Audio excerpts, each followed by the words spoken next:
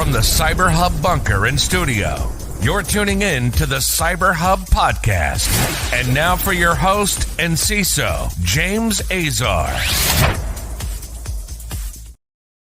Good morning, security gang, and welcome to another episode of the CyberHub Podcast. Wednesday, May 10th, 2023. We're doing a Patch Tuesday recap. We're talking about the U.S. disrupting Russian malware. We're talking about GitHub with some new news and a Sysco data breach. All of that on this morning's show. So buckle up, tune in. It's going to be an exciting one. CyberHubPodcast.com is where you can find all the latest. And please make sure to go and check out our YouTube channel and subscribe there and subscribe on your favorite podcast listening platform.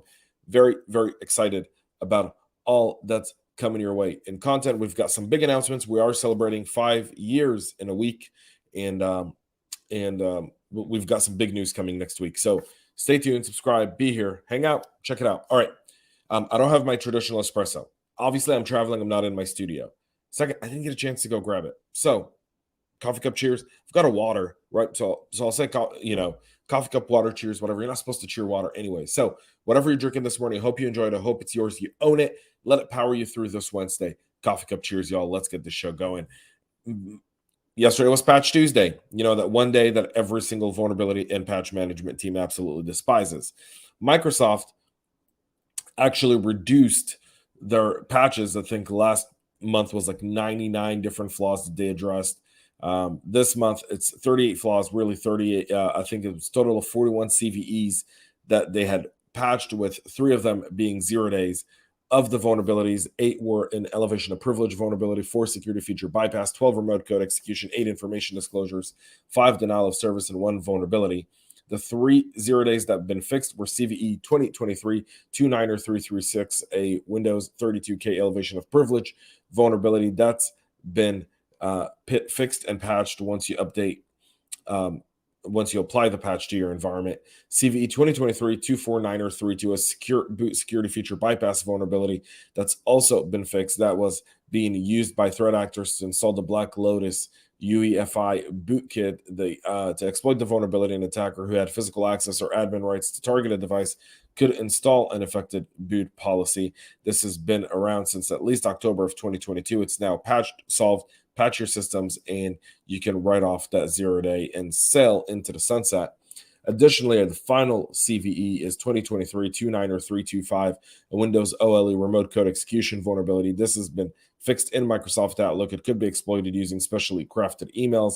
In an email attack scenario, an attacker could exploit the vulnerability by sending the specially crafted email to the victim. Exploitation of the vulnerability might involve either a victim opening a specially crafted email with an affected version of Outlook software, or a victim's Outlook application displaying a preview of a specially crafted email. Either one of those. Apple also released a security update for their Beats headphones. Cisco released security updates for the Cisco OS and disclosed an RCE bug for the unsupported Cisco SPA 112 2-port phone adapters. CISA's warning of critical bugs in Illumina DNA sequencing. We talked about that last week. Google has released their Android fix. We talked about that last week as well, and we're going to get to SAP here in just a moment. You can obviously see all of this in the show notes. Go check it out there. Intel and AMD also joined the Patch Tuesday with a total of 100 vulnerabilities found in their products. Intel released 38 advisories covering over 80 vulnerabilities. The company addressed nearly 24 issues rated high severity. The remaining bugs have been rated medium severity, and 1 is low severity. Several of the high severity vulnerabilities can lead to privilege escalation, has been resolved in the Quick Assist technology, the Retail Edge mobile iOS application, server board, BMC firmware, processors, Walt Software, i915 graphics driver for Linux, Data Center Manager, Virtual RAID on CPU, trace analyzers and collectors, a NOC firmware system usage report, and 1 boot flash updates. All of those have been, all of those had high critical and high severity vulnerabilities. Those have all been patched. Patches are available for most vulnerabilities, and some flaws the company has given mitigation. AMD also published 2 Patch Tuesday advisories, 1 describing 19 client vulnerabilities and 1 covering 14 server vulnerabilities. The client vulnerabilities, all with a 2021 CVE identifier, are low and medium severity issues affecting components of Athlon, Radeon, and Threadripper processors. Exploitation can lead to arbitrary code execution, denial of service, or information disclosure. AMD released firmware updates that should address these vulnerabilities. In the case of a severe vulnerability, most of them have a 2021 CVE identifiers as well. 2 have a 2023 CVE. There is 1 high and 13 medium severity issues that can lead to code execution, information disclosure, privilege escalation, or denial of service condition. And the security holes impact AMD secure processor, system management unit, secure encrypted virtualization, and other platform components. All of those have been patched. You want to make sure you get those on your radar. SAP also announced 18 security notes in their May 2023 patch day, including 2 hot news notes that deal with critical vulnerabilities. One of the hot news notes resolves 5 vulnerabilities in the Reprise License Manager 14.2 component of SAP 3D Visual Enterprise License Manager. The most severe of these issues is a CVE, again, from 2021, 44152 with a CVSS score of 9 or 0.8. It's an improper authentication and authorization check that could lead an unauthenticated attacker to change the password of any user account. Now, you got to get these updated. SAP is a critical ERP system that sits in your environment. It's really the gateway to your business in a lot of cases. If you're not addressing these, it's as significant as Microsoft. Just so we kind of level that out. Of the remaining 4 bugs, 3 are high severity, 1 is a medium severity for SAP.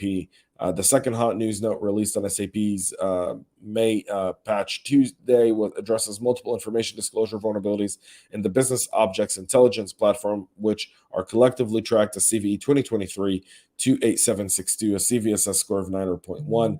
The most severe of these flaws allows an attacker logged in as an admin to retrieve the login token of any logged in user or server without user interaction. This allows the attacker to impersonate any user on the platform to access and modify data and make the system partially or entirely unavailable. So you want to get your SAP systems also patched. GitHub comes out with exciting news. There are now auto-blocking token and API leaks from API key leaks from all repos. GitHub is now automatically blocking the leak of sensitive information like API key and access tokens for all public repositories. This is coming after the announcement made and the company introduced push protection in beta more than a year ago. This was back in April of 2022. The feature proactively prevents leaks by scanning the secrets before the Git push operation are accepted, and it works with 69 token types: API keys, private keys, secret keys, authentication token, access tokens, management certificate credentials, and more. It's deductible with a low false positive detection rate. I think they tested it for a year because they wanted to get this false positive rate down. I'm sure at the very beginning, whoever was in beta probably had a ton of frustration using this. They feel safe pushing it out there with a low false positive rate. And so when a commit is blocked, it's worth investigating. Since its beta release, software developers who enabled it successfully averted around 17,000 accidental exposures of sensitive information, saving more than 95,000 hours that would have been spent revoking, rotating, remediating compromised secrets. That's according to numbers from GitHub. They could be exaggerating a little bit, but nonetheless, that's a lot of hours. That's a lot of cases of work for us and a lot of, incident reports to write, folks. I mean, if you're in security, one of the things we despise, I think most of us do, is writing these reports, these incident reports for stuff like this. So the idea that they averted 17,000 incident reports for the developers and the security teams that support those developers is magnificent. The way you enable this is you go to github.com, navigate under your organization name, click on settings in the security section, click code security and analysis. Under configure code security and analysis, find the GitHub advanced security under secret scanning, click enable all. Next to push protection, optionally click automatically enable for private repositories added to secret scanning, and you'll enable that feature and give yourself another layer of protection, which is, nice and significant. There is a security breach. So Sysco is warning of a data breach after a cyber attack. The leading global food distribution company has confirmed its network was breached earlier this year by attackers who stole sensitive information, including business, customer, and employee data. An internal memo sent to employees on May 3rd and seen by Bleeping Computer, the company revealed that customer and supplier data in the U.S. and Canada, as well as personal information belonging to U.S. employees, may have been impacted by the incident. On March 5th, Sysco became aware of a cybersecurity event perpetrated by a threat actor believed to have begun on January 14th, so it took them about 2 months, in which the threat actor gained access to our system without authorization and claimed to have acquired certain data. Sysco also confirmed a security breach in a 10Q quarterly report filed with the SEC a week ago on May 2nd. The investigation determined the threat actor extracted certain company data, including data relating to operations of the business, customers, employees, and personal data. The investigation is ongoing, and Sysco has begun the process of preparing to comply with its obligation with respect to the extracted data. They've also hired a cybersecurity firm to help investigate the incident and notified law enforcement. There's been no impact on customer service and business operation, but nonetheless, if someone's trying to compete with Sysco, who has 71,000 employees, operates 333 food distribution facilities worldwide, and services around 700,000 customer locations, including restaurants, healthcare, and educational facilities, you can imagine that the data that they stole is going to be significant for those purposes. Royal Ransomware is now expanding to target Linux and VMware ESXi devices with their bat loader dropper and SEO poisoning for initial access. The group, which is made of former members of the Conti and the guys that are behind, I believe, the Dallas ransomware attack last week, have now come up with new arsenal to target Linux and VMware ESXi environments. According to Palo Alto's Unit 42, who noted in an analysis released yesterday that the group recently launched a variant of its encryptor malware built in the form of an executable and a linkable format binary. It's quite similar to the Windows variant, and the sample does not contain any obfuscation. The researchers explained in the posting all strings, including the RSA public key and ransomware, are stored as plain text. Linux runs the backend systems of many networks and container-based solutions for Internet of Things devices and mission-critical applications, and represents a plumb attack surface for threat actors interested in disrupting critical operations.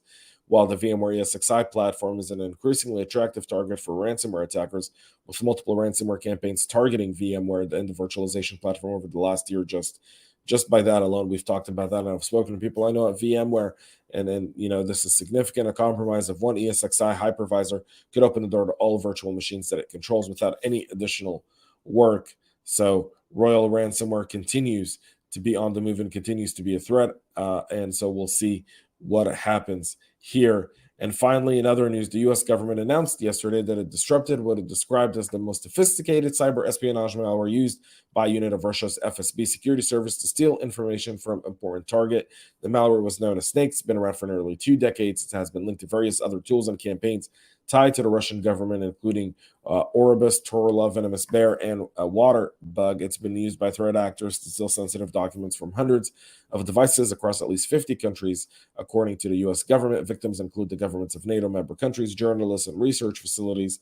The malware was linked to a unit within Center 16 of the FSB. The U.S. government has monitored the FSB officers assigned to Turla conducting daily operations using Snake from a known FSB facility in Ryazan, Russia. The DOJ announced on Tuesday a court-authorized operation codenamed Medusa resulted in the disruption of the peer-to-peer network of computers compromised by Snake malware. Many of the systems in the P2P network served as a relay nodes set up to route disguised operational traffic to and from this instance of the Snake malware deployed on target systems. The FBI developed a tool named Parasis that issued commands to cause the Snake malware to disable itself by overriding its own critical components. However, they've warned victims that they should conduct their own analysis to find other tools that might enable the attackers to regain access to their systems, because Russians don't just use one, they use multiples.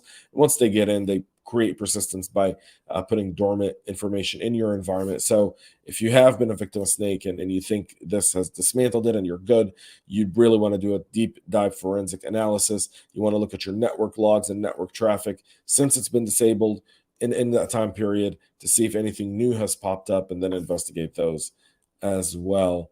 So that's just something to keep in mind. That's it for our show today. We'll be back tomorrow to wrap up this very, very exciting week of May. Thank you all for tuning in. Please make sure to subscribe. We'll be back. Till then, have a great rest of your day and stay cyber safe. We love feedback, so make sure to connect with us on social media and subscribe to our podcast on your favorite podcast listening platform.